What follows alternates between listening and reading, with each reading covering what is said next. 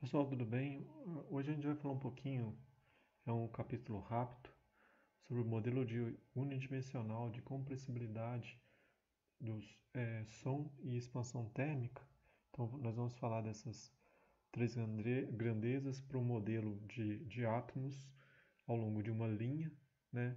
E a propagação de uma onda, a compressibilidade, a propagação de uma onda sonora e a expansão térmica nesse modelo simplificado unidimensional. Depois, no próximo capítulo, a gente vai entrar mais a fundo nos cálculos. Então, dando sequência aqui,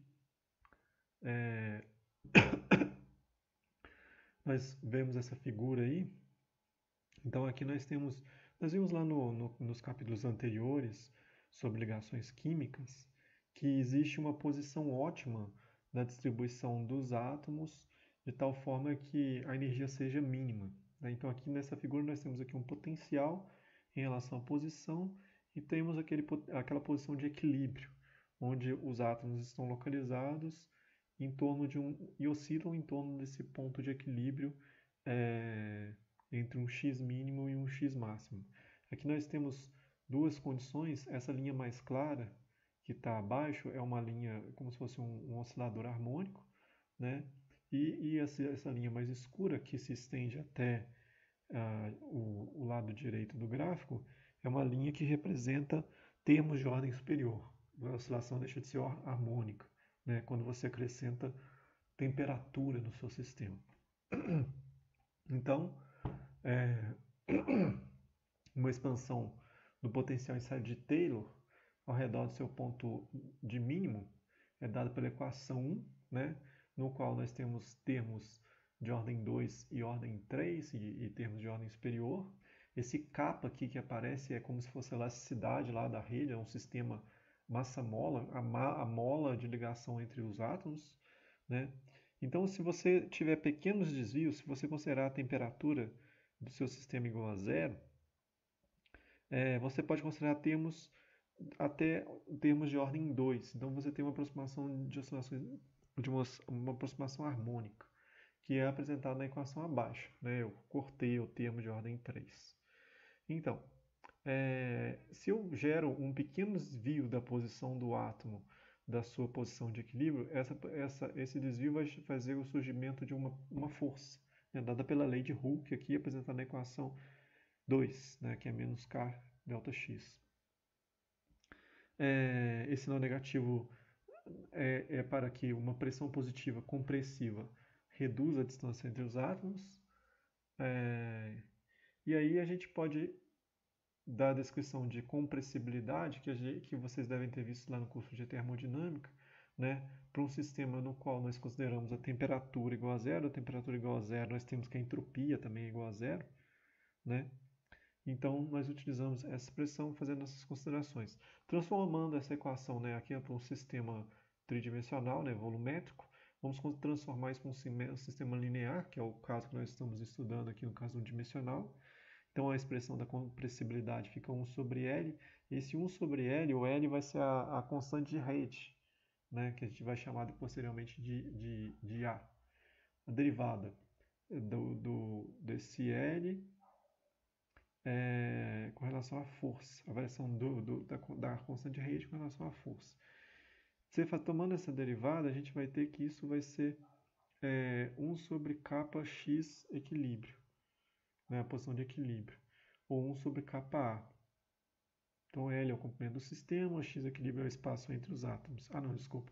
Então, o espaçamento entre átomos aqui vai ser o x equilíbrio, nessa expressão. Que aqui escrevemos, vamos chamar de constante de rede A. Com essa expressão, a gente consegue relacionar características macroscópicas, né, a compressibilidade, com características microscópicas, que é a constante de rede. Agora, para o som. Propagação do som nesse sistema unidimensional, né, ela é uma onda de compressão, então aqui eu estou representando aqui a minha cadeia unidimensional de átomos, e ao longo da propagação de onda, né, propagação do som, esses átomos se deslocam na rede, mudando as suas posições. Né, a velocidade da onda sonora, já conhecida, né, no meio, uma onda compressiva, ela é a raiz quadrada do módulo volumétrico, né, sobre a densidade. Essa densidade pode ser escrita como o inverso da compressibilidade.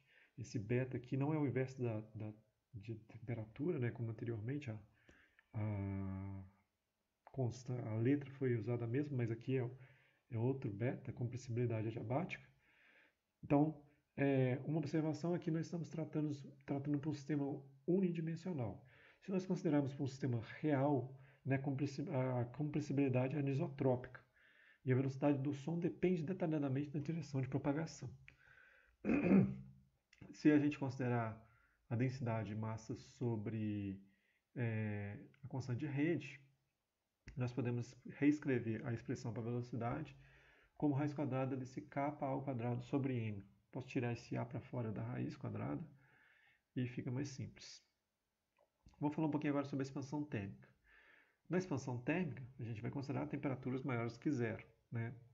Então, novamente na figura inicial, nós vamos utilizar não agora essa curva mais clara, mas sim essa curva assimétrica que está sendo representada aqui, que mostra condições de temperatura, né? Usando a aproximação harmônica, como nós fizemos anteriormente, a posição média do átomo continua a mesma. Quando a temperatura é aumentada, mudamos apenas a amplitude de oscilação. Então, quer dizer, se nós considerarmos até o termo quadrático, a figura que é válida é essa figura cinza mais clara. Se nós aumentarmos a temperatura com esse modelo, o que nós conseguimos? Aumentar a amplitude, mas a posição de equilíbrio ela não muda, certo? Então, consideramos agora termos de ordem 3, que é apresentado na equação 7. Né? Então, nessa expansão, usando termos de ordem 3, nós estamos considerando expansão térmica. A curva se torna simétrica, né? Nós temos à direita dela um braço se alongando. Isso é o que ocorre geralmente em alguns materiais.